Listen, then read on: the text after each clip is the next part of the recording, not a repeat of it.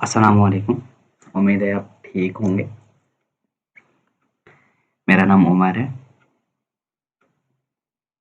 और मैं 4-5 सालों से 11th-12th first year, second year, final year की ट्यूशन्स कराता हूँ। उसके साथ साथ कॉम्पिटिटिव लेवल के एग्ज़ाम्स के लिए भी प्रिपेयर कराता हूँ। बहुत सारों को आज तक पढ़ाया है। आज मैंने सोचा कि क्यों ना यहाँ से स्टार्ट करें कि एफए वालों को लेक्चर दिया जाए और जो स्टैटिस्टिकल असिस्टेंट है उनको लेक्चर दिया जाए, उनको थोड़ी सी हेल्प करेंगे यहाँ से। उसके लिए मैंने ये वाला वीडियो स्टार्ट किया है, ये वाली सीरीज़, जिसमें हम एफए के लिए सारा सिलेबस, इवन स्टैटिस्टिकल असिस्टेंट के लिए सारा सिलेबस कंप्लीट करेंगे। और ये इंटर रिलेटेड है विथ 11th, इसलिए 11th वाले भी इससे फ़ायदा उठा सकते हैं। मतलब मैं बेसिक से स्टार्ट करूँगा, सारे कंसेप्ट इसमें क्लियर होंगे, किसी को कोई इशू नहीं रहेगा। ज़्यादा से ज़्यादा इस चैनल को आप सब्सक्राइब करेंगे और हम अपने टॉपिक पे आते हैं। That's first topic, that's set theory. Set theory 11th का पहला टॉपिक है और एफए का ये तीसरा टॉपिक है। उसी सेट थ्योरी को मैं स्टार्ट कर रहा हूँ, ठीक? इसलिए आप ध्यान से देखिए, मैं स्टार्ट कर रहा हूँ और मैं सेट को डिफाइन करूँगा, क्योंकि सेट थ्योरी है इसलिए मैं सेट को पहले डिफाइन करूँगा। सेट थ्योरी का सबसे पहला वाला टॉपिक यही है, that is define a set. That's define a set. Define a set. Set क्या होता है? सेट क्या होता है, ये सबसे पहला वाला टॉपिक है इसमें, क्योंकि सेट थ्योरी है, सेट नाम है, पहले सेट को डिफाइन करेंगे। अगर आप किसी भी बुक को देखेंगे, कोई भी ऑथर चेक करेंगे, किसी भी को देखेंगे, वो बोलेगा it is well defined collection. Well defined collection of objects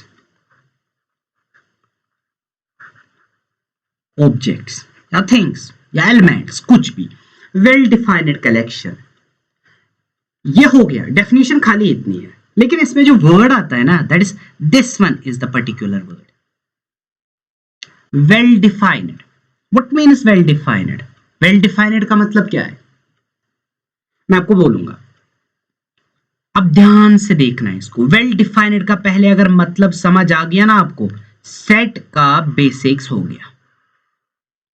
well defined का मतलब ये है, मैं आपको ये बोल रहा हूं, ये वाली कॉम्बिनेशन, इस कॉम्बिनेशन को देखेंगे, मतलब इस सीरीज को आप देखेंगे।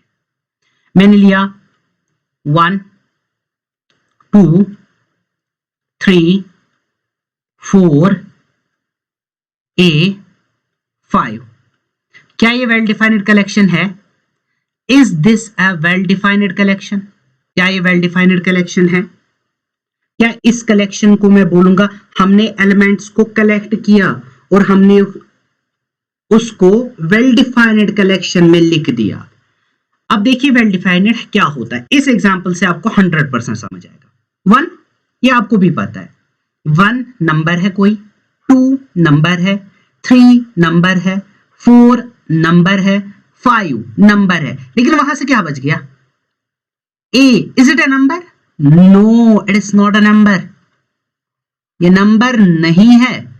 Then what is it? It's alphabet. Alphabet, अगर ये अल्फाबेट है ना, ये सारे क्या थे? नंबर्स थे। इनके बीच में कौन आ गया? अल्फाबेट आ गया। अगर कोई बोलेगा आपको क्या अब ये वेल डिफाइंड कलेक्शन है? No, it is not a well defined collection, because इस कलेक्शन में हमारी प्रॉब्लम आ गई। सर आपने लिया था, सारा कुछ लिया था, आपने नंबर्स लिए थे, लेकिन ये जो ए आपने बीच में लाया ना, इट्स नॉट अ नंबर। अगर ये नंबर नहीं है, then this collection is not a well defined collection, ये वेल डिफाइंड कलेक्शन नहीं है। चलो एक और एग्जांपल मैं आपको दिखा रहा हूं। दैट्स गंगा, ब्रह्मपुत्र, हाँ,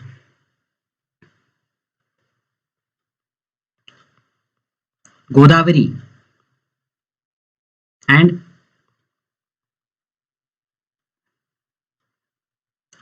हिमालय। अब देखो, is it a well defined collection? पहले देखो, वेल डिफाइंड कलेक्शन के लिए दिमाग को थोड़ा सा स्ट्रेस देना है। सर पहले आपने लिखा Ganga, India's largest river, Brahmaputra, what is it? It's also the river of India, ठीक, इंडिया में से पास आउट होता है। Godavari, what is it? It's also the peninsular river of India, ये भी रिवर है। लेकिन what are Himalayas? Himalayas are not rivers, they are mountains. Means yes, this collection is not a well defined collection. अगर इस हिमालय के बदले कोई और रिवर होता ना, कावेरी होता, कृष्णा होता, कुछ और होता, इतने रिवर से आपको पता है, अगर ये भी रिवर होता ना, then this collection is a well defined collection. अब ये well defined collection क्यों नहीं है? Because it's not a well defined collection, because this Himalaya does not belongs the rivers of India, it belongs to the mountains of India. ये India का mountain है, ये India का रिवर नहीं है। That's why this collection is not well defined. ए ने यहां पे प्रॉब्लम की थी, हिमालयाज ने यहां पे प्रॉब्लम कर दी। That's why these collections are not well defined. अब आपको समझ आ रहा है कुछ what are well defined collections? Yes, exactly. Well defined collection का मतलब है जो इसमें आप समझेंगे ना, वही मुझे भी समझ आना चाहिए। जो आप किसी कलेक्शन में आपको दिमाग में आएगा ना, वही मुझे भी दिमाग में आना चाहिए। अगर वही मुझे भी दिमाग में आ गया ना, then that collection is well defined collection. अगर किसी में प्रॉब्लम आ गई, अब देखो देखो यहाँ पे एक और एग्जांपल मैं दूंगा, एक और एग्जांपल वेल डिफाइंड कलेक्शन की, एक और एग्जांपल। अब देखिए एक और एग्जांपल वेल डिफाइंड कलेक्शन की। हाँ देखो, चलो मैं यहां पे स्टार्ट कर रहा हूं। That's man, boy, woman, girl, dog. Is it well defined collection? No. Man, human, boy, human. यहां देखो dog. Is it a human? No. That's why this collection is not a well defined collection. ये well defined collection नहीं है। Well defined collection अगर ये नहीं है ना, means this is not a set. ये set नहीं है। अब अगर मैं इस पे आऊंगा, इस कलेक्शन को देखो, 1 2 3 4 5 6, इसको मैं बॉक्स में ले रहा हूं, ओपन ब्रेसेस। इसको देखो 1 2 3 4 5 6, इस आपको दिमाग में क्या आ रहा है? Sir 1 it's a natural number, 2 it's a natural number, 3 it's a natural number, 4 it's a natural number, 5 it's natural, 6 it's natural. All the numbers are natural numbers. सारे numbers natural numbers है। अगर सारे numbers natural है, सारे एक ही चीज follow कर रहे हैं, what is it? It is well defined collection. It is well defined collection, and this well defined collection of elements, objects is called a set. इसी को हम set बोलते हैं। यही हमारा set है। Means yes, it is the set.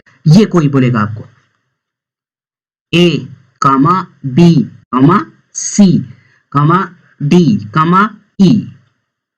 Is it well defined collection? Yes, it is. देखो कैसे, A alphabet, B alphabet, C alphabet, D alphabet, E alphabet. All are the alphabets. सारे alphabets है। अगर सारे alphabets है, means this is well defined collection. Well defined collection. If it is well defined collection, then this sequence is also a set. ये भी set बनेगा। Means ये भी सेट है क्योंकि ये सारे अल्फाबेट्स है, ये वेल डिफाइंड कलेक्शन है, सारों का एक ही नेचर है, यहाँ पे भी सबका एक ही नेचर था। जिस अरेंजमेंट में सब एलिमेंट्स या सब ऑब्जेक्ट्स का एक ही नेचर होगा ना, then that arrangement is called a set. उसी अरेंजमेंट को हम सेट बोलते हैं। दिस इज द सेट, यही होता है सेट। मीन्स ये है आपका सेट, ये आपका सेट। अभी आपने देखा, इसमें देखो सारे ह्यूमंस थे, बट ये वाला आपका ह्यूमन नहीं था। दैट्स वाई ये जो कलेक्शन आपकी हो गई ना, this collection is not a well defined collection. If it is not a well defined collection, then this is not a set. ये सेट नहीं है। अब आपको समझ आ गया सेट हम किसको बोलते हैं। वेल डिफाइंड कलेक्शन, कलेक्शन ठीक होनी चाहिए। अगर कलेक्शन एक ही हिसाब से होगी, मतलब 1 यहां पे था, क्या था, नेचुरल, बाकी जो भी होगा ना वो सारे नेचुरल होने चाहिए। ठीक, यहां देखो ए क्या था, अल्फाबेट, बाकी सारे भी क्या होने चाहिए, alphabet. Then this arrangement is called well defined arrangement, और इसी अरेंजमेंट को हम बोलते हैं सेट। सेट हम इसी को बोलते हैं। कुछ ज्यादा याद नहीं रखना है, बस इतना याद रखना है कि well defined collection of elements, elements को डिफाइन किया होना चाहिए, एक ही सीक्वेंस में डिफाइन होने चाहिए। इसमें हैफाजर्ड मैनर नहीं होना चाहिए। मतलब अगर मैंने यहाँ पे नेचुरल नंबर लिया, बीच में कहीं पे मैंने कोई अल्फाबेट लिया C, then this collection is again not well defined collection. इसको हम फिर सेट नहीं बोलते हैं। अब देखो, आपको आ गया समझ सेट हम किसको बोलते हैं। अगर सेट समझ आ गया, अब आगे जा रहा हूं मैं, देखिए वेल डिफाइंड कलेक्शन। इसके बाद क्या होती है, इसके बाद डिनोटेशन होती है। मतलब सेट को डिनोट कैसे करते हैं।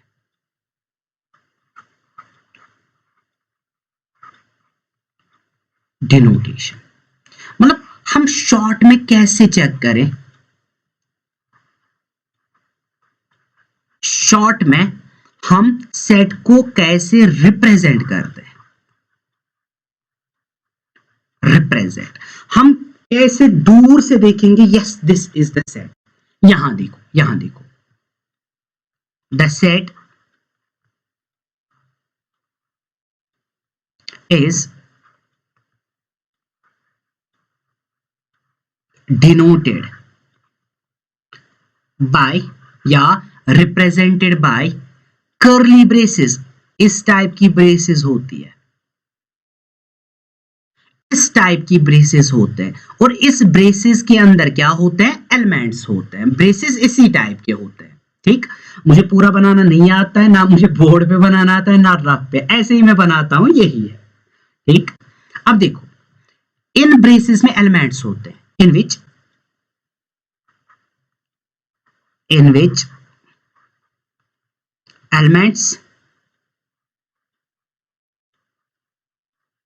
elements are separated by commas। Commas से हम इसमें हम एलिमेंट्स लिखते हैं, well defined collection of elements, फिर उनको कॉमा से सेपरेट करते हैं। Example like this 1 2 3 4। अब देखो ये है ना well defined collection of element, सारे है ना नेचुरल नंबर्स। ऐसे स्टार्टिंग में कॉमा नहीं लिखना है, एंड में भी कॉमा नहीं लिखना है। बाकी जो भी एलिमेंट्स है ना बीच में, उनमें कॉमा रखना ही रखना है। अगर आपने बीच में कॉमा नहीं रखा, then this does not represent a set. ये कभी सेट रिप्रेजेंट नहीं करेगा। दैट्स व्हाई डिनोटेशन इसकी इंपॉर्टेंट है। सेट को हम शॉर्ट में इस तरह रिप्रेजेंट या डिनोट करते हैं, इन ब्रेसेस में। बस यही है, इसकी और कोई डेफिनेशन है ही नहीं, ना इसके बदले इसकी कोई और डिनोटेशन है, कोई भी नहीं। That is set is well defined collection of elements, and elements of set are written in closed braces, in braces, इनको हम बोलते हैं curly braces, and every element is separated by next element by comma। comma से हम इनको separate करते हैं। Elements को हम सेपरेट करते हैं बाय कॉमास। 1 लिखा कॉमा, 2 कॉमा, 3 कॉमा, लास्ट में ना पहले कॉमा लिखना है ना लास्ट में कॉमा लिखना है। This is the representation of set. Represent हम इसी तरह सेट को करते हैं शॉर्ट में। अपने एलिमेंट्स इस तरह देखें, देखो आप 2 4 6 सेट है एग्जैक्टली कुछ नहीं देखना है, हाँ it is set. A B C कुछ नहीं देखना है, यस करली ब्रेसेस में है, इट इज सेट। कभी आप इस तरह भी देखोगे, अब देखो अब कंफ्यूज नहीं होना है। 1 2 3 A 7 is it A set? Yes sir it is a set, because ये किस में है? करली ब्रेसेस में है ना। अब ये ए है ना, ये भी कोई नंबर ही होगा। यहां पे याद रखो ये ब्रेसेस के अंदर है ना, हाँ यहाँ पे 1 है 2 है, आपको लग रहा है this is natural, this is natural, this is natural, this is natural, but it is alphabet. Sir ये कहां होगी वेल डिफाइंड कलेक्शन? नो, यहाँ पे नहीं है। यहाँ पे आपने पहले ही रिप्रेजेंटेशन ले ली ना करली ब्रेसेस, अब जो भी इसमें होगा ना that is well defined collection. Yes this is a set. अब यहां देखो, अभी आपको इस तरह मिलेगा, आप लिखेंगे sir C E D 2 is it a set? Yes sir it is the set. Reason कोई बोलेगा सर आपने इसको सेट की रिप्रेजेंटेशन में लिखा ना, सेट की डिनोटेशन में लिखा ना, करली ब्रेसेस में लिखा ना। अगर करली ब्रेसेस में लिखेंगे तो फिर ये सेट होता ही होता है।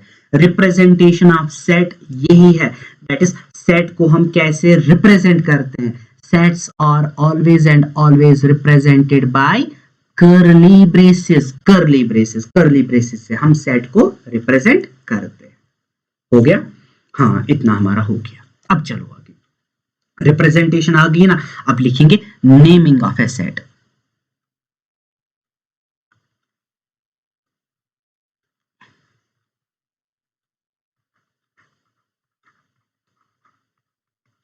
Naming,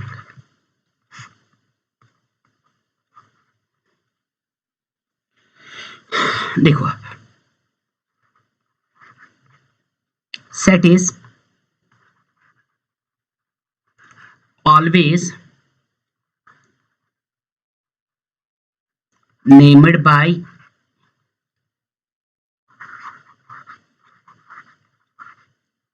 capital letter। सेट को हम हमेशा कैपिटल लेटर से नाम देते हैं। मतलब सेट को अगर नाम देना होगा ना, सपोज आपने कोई वेल डिफाइंड कलेक्शन देखी, अब उसको नाम देना है, हम उसको नाम कैसे देते हैं? By capital letter. सपोज करेंगे एग्जाम्पल, यहां पे देखिए एग्जाम्पल आप ध्यान से देखेंगे, इसमें एलिमेंट्स है 1 2 9 7। ये जो है ना ये सेट है, आपको पता है करली ब्रेसेस में है, means it is a set. अब इसको नाम देना है, हम यहां लिखेंगे इज इक्वल टू ए, लेकिन कौन सा ए? Capital A. अगर आपने स्मॉल ए दे दिया then this is not a set, तब ये सेट नहीं होगा, तब ये सेट का नाम नहीं होगा। सेट होगा लेकिन सेट का नाम स्मॉल लेटर से नहीं आता है, always and always capital letter से आता है। दैट्स, हाँ कैपिटल ए है ना, मींस इस सेट का नाम है ए। ए कैपिटल ए। अब आपको नहीं बोलना है कैपिटल ए, यह आपको हमेशा पता होना चाहिए that is set is always and always named by capital letter. Capital letter से मींस इस सेट का नाम है ए। अब इसके बाद नीचे आएंगे, कोई लिखेगा बी सेट है, इसमें एलिमेंट्स है 4 7 -1 2। इस सेट का नाम मैंने दे दिया बी। अब यहां पे कोई लिखेगा C is equal A B C D. हाँ इस सेट का नाम है सी। मीन्स नेमिंग, पहले देखो set is well defined collection of elements. हाँ set is represented by curly braces. Curly braces के अंदर एलिमेंट्स होते हैं, हर कोई एलिमेंट दूसरे एलिमेंट से हम सेपरेट करते हैं बाय कॉमा, लेकिन ना पहले कॉमा रखना है ना लास्ट में कॉमा रखना है। लास्ट में है naming of a set. Set को हम नाम कैसे देते हैं? By capital letter. कितना हो गया? हाँ, सेट थ्योरी में बेसिक्स हो गया, बेसिक्स थोड़ा थोड़ा बेसिक्स हो गया। अब थोड़ा आगे चलेंगे, थोड़ा सा आगे, ज्यादा नहीं चलेंगे, पहला लेक्चर है, थोड़ा सा आगे चलेंगे। देखो अब, चलो देखो, रिप्रेजेंटेशन हमने कर दी, नेमिंग हमने कर दी। अब देखो कुछ फंडामेंटल्स है, इंपॉर्टेंट लिख के रखेंगे, दैट्स रिमार्क इंपॉर्टेंट है। रेप्टेशन,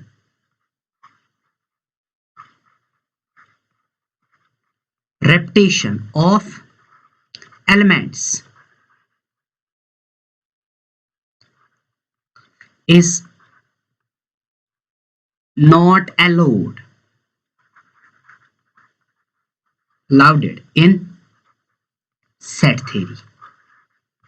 ये इंपॉर्टेंट है,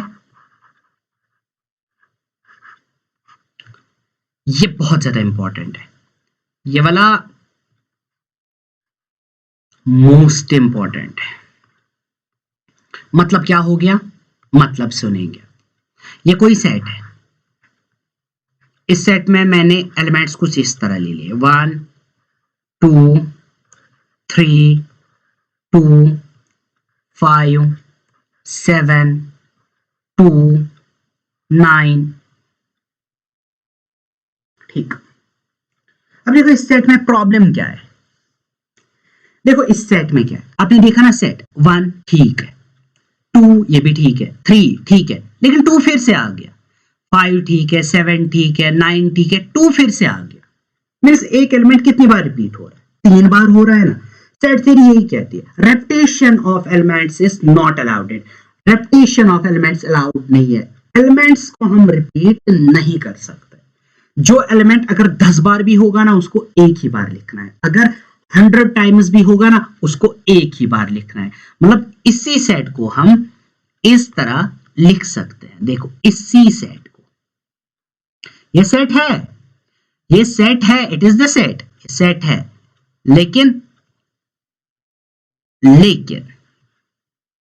रेपिटेशन अलाउ हमें नहीं कर। अगर अभी भी कोई आपको बोलेगा इज इट सेट, रेपिटेशन होके भी ये सेट है, हाँ इट इज द सेट, लेकिन इसका असल मतलब ये है इस सेट का, दैट इज इस सेट में एलिमेंट्स है 1, फिर है 2, फिर है 3, फिर है 5, फिर है 7, फिर है 9, this is the actual set.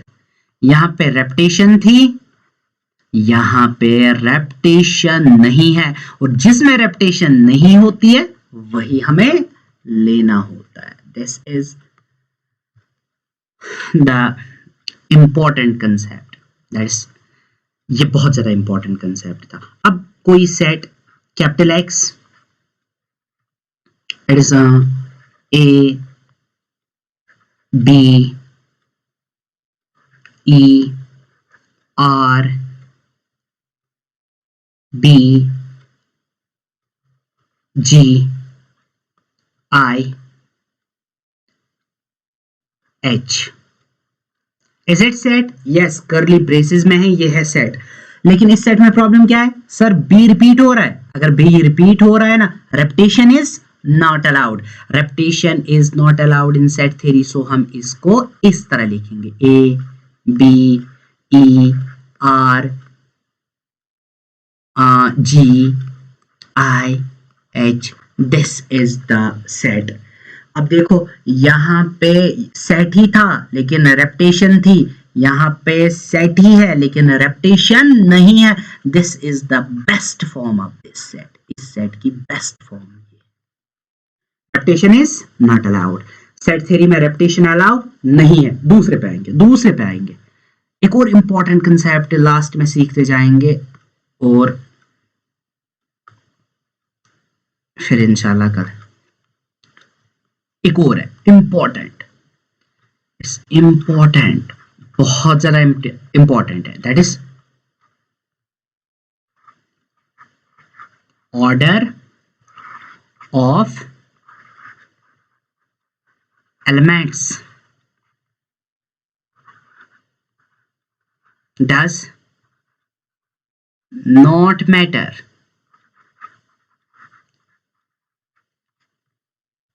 in set theory, what is this? Order of elements does not matter in set theory. ये क्या होता है? ये ऑर्डर मैटर नहीं करता है। What means order does not matter? Last में हम कंक्लूड करने से पहले एक क्विक रिवीजन सबको लेंगे, ठीक? लेकिन फिलहाल इसको देखेंगे आप। एग्जाम्पल से आपको सारा कुछ समझ आएगा। एग्जाम्पल ये है, देखो, दैट्स 1 3 7 4 11 9। अब देखो, what means order does not matters? Order exactly does not matters. यहां देखो, ऑर्डर डज नॉट मैटर का मतलब एग्जाम्पल से समझ आएगा आपको। पहले क्या था? 1, 2 नहीं है, फिर क्या था? 3, 3 के बाद क्या आना चाहिए? 4, लेकिन मैंने क्या लिखा? 7। 4 मुझे लिखना था लेकिन मैंने लिखा 7। फिर मुझे क्या लिखना था? 7, मगर मैंने क्या लिखा? 11। फिर मुझे क्या लिखना था? 9, मगर मैंने 9 से पहले देखो, अगर मैं लिखता ना, मुझे कुछ इस तरह लिखना था, 1 3 4 इंक्रीजिंग ऑर्डर में, ठीक? 4 7 9 11। लेकिन मैंने किस शेप में लिखा? इस शेप में लिखा। इस शेप को देखो, क्या इसमें ऑर्डर है? नो, इसमें ऑर्डर नहीं है, बिकॉज पहले 1 फिर 3 फिर 4 आना चाहिए लेकिन मैंने लिखा 7। यहां देखो, पहले 9 आना चाहिए लेकिन मैंने लिखा 11। यही प्रॉब्लम है। और यहां देखो, यहां पे ऑर्डर है। अब आप कोई बोलेगा आपको, क्या आप इसको लेंगे या इसको लेंगे? हम भैया इसको ही लेंगे, बिकॉज क्या कह रहा है? Order of elements does not matter in set theory. Set theory में ऑर्डर मैटर नहीं करता है। पहले आप छोटे को रखो या बड़े को रखो, हार्डली मैटर्स, इसमें कोई परेशानी नहीं है। जो आपको पसंद आए ना लिखो पहले, या मेरी तरह जो आपको पसंद आए ना लास्ट में लिखो, ठीक? कोई इशू नहीं है, आप कुछ भी लिख सकते हो, लेकिन रेपिटेशन नहीं करनी है। एलिमेंट्स को कॉमा से सेपरेट करना है, बाकी कुछ नहीं है। जो एलिमेंट आपको जहां पे मर्जी लिख सकते हो। कोई बोलेगा सर क्या मैं इस फॉर्म को इसमें लिख सकता हूं? व्हाई नॉट, जायज ना, आप लिख सकते हो, क्यों नहीं लिख सकते? कोई बोलेगा सर मैं इस तरह लिखूंगा, पहले लिखूंगा 7, फिर लिखूंगा 1, फिर लिखूंगा 11, फिर लिखूंगा 9, फिर लिखूंगा 3, लास्ट में लिखूंगा 4। ये भी है, because order does not matters, order matter नहीं करता है। ये कि पहला एलिमेंट 1 है, आपको पहले 1 ही लिखना है? नो, लिखो लास्ट में, बीच में लिखो, जहां पे आपकी मर्जी, but order of elements in set theory does not matters. अब अगर कहीं इस तरह होगा, इज इक्वल 1 2 7 1 3 9 11 1 5। हाँ, ये बोलो, इसमें क्या है? 1 1 1 रिपीट हो रहा है ना। अब क्या करेंगे? या इस 1 को स्किप करो, या इसको करो, या इसको करो। मीन्स 1 को एक ही बार लाओ। जहां पे आप स्किप करना चाहते हो ना, करो स्किप। जहां पे आप रखना चाहते हो रखो। कोई बोलेगा सर मैं इसको स्किप करूंगा, कर दिया मैंने। कोई बोलेगा सर मैं इसको भी स्किप करूंगा, मैंने 1 यहां पे रखा, हो गया काम। मीन्स ये बनेगा आपको, दैट इज रेपिटेशन नहीं होनी चाहिए। एक एलिमेंट अगर 10 बार भी होगा, एक ही बार लिखना है। और order of elements does not matter in set theory, order matter नहीं करता है। यही था, that is order does not matters, repetition is not allowed. Repetition allow नहीं है, रिपीट ऑफ एलिमेंट्स को नहीं कर सकते, और ऑर्डर आपको जो मर्जी पहले लिखना आप लिखेंगे। पहले, हाँ देखो, पहले आता है यहां से देखो जम्मू एंड कश्मीर, उसके बाद बाकी आते हैं ना, आप लास्ट में लिखो जम्मू एंड कश्मीर, कोई इशू नहीं है, सेट थ्योरी में चलता रहता है। हाँ, देखो कंक्लूजन, इसको लास्ट में कंक्लूजन, लास्ट में सबसे पहले मैंने डिफाइन क्या किया था? Set that is well defined collection, मैंने उसको डिफाइन कर दिया। फिर मैंने क्या किया था? Representation. Set is represented bye curly braces. In curly braces में क्या होते हैं? एलिमेंट्स होते हैं। एलिमेंट्स को कैसे सेपरेट करते हैं? Bye comma. पहले कॉमा नहीं लिखना है, लास्ट में कॉमा नहीं लिखना है एक। हाँ, इसके बाद मैंने क्या कर दिया, नेम, मैंने सेट को नाम दे दिया, और नाम कौन सा देना है, कैपिटल लेटर, कैपिटल लेटर। और फिर मैंने क्या इंपॉर्टेंट कंसेप्ट्स दो बोले, क्या, repetition is not allow, last में order of elements in set theory does not matter. Repetition allow नहीं है, ऑर्डर मैटर नहीं करता। ऑर्डर मैटर नहीं करता, मुझे लग रहा है आपको समझ आ गया। दैट्स, अगर आपके पास सेट बनाना होगा इन एलिमेंट्स का 1 2 3 4, आप इस तरह बनाओगे, पहले 2 फिर 3 फिर 1 और फिर 4, या कोई बोलेगा ना मैं इस तरह लिखूंगा, पहले 4 फिर 2 फिर 3 फिर 1, आपकी मर्जी। ऑर्डर डज नॉट मैटर्स, इसका भी मतलब वही है, इसका भी मतलब वही है, ऑर्डर डज नॉट मैटर्स। ये था आपका पहला लेक्चर। इंशाल्लाह कल से आपको कंटिन्यूअसली लेक्चर मिलेंगे। कहीं पे किसी को डाउट होगा मुझे पूछेगा, कमेंट में लिखिएगा, और इंशाल्लाह आपके सारे डाउट्स क्लियर होंगे। बस ज्यादा से ज्यादा इस चैनल को सब्सक्राइब करो, शेयर ज्यादा से ज्यादा करो, प्लीज एंड प्लीज। मैं नया हूँ यूट्यूब पे, इसलिए नया नहीं हूँ, पिछले साल भी पढ़ाया था, 12th को मैंने इस पे, 10th को पढ़ाया था, लेकिन उतना टाइम पिछले साल नहीं था। आज सोचा कि हेल्प करेंगे अपने लोगों की, इसलिए यहाँ पे आ गया। अब आप तक है, इसको कमेंट करो प्लीज एंड प्लीज, शेयर करो एंड लाइक करो। बाकी जो भी होगा मेरे एंड से सारा क्लियर होगा, आपको पूरा 100% दूंगा। फिर भी मैं कह रहा हूँ कि अगर आपको समझ नहीं आएगा तो आप मुझे लीव करके कोई और देख सकते हो, लेकिन मैं अपने एंड से 100% कोशिश करूँगा। बाकी जो जो चैप्टर्स पढ़ने होंगे आप मुझे कमेंट सेक्शन में लिखेंगे। आज के लिए काफ़ी है। Thank you so much.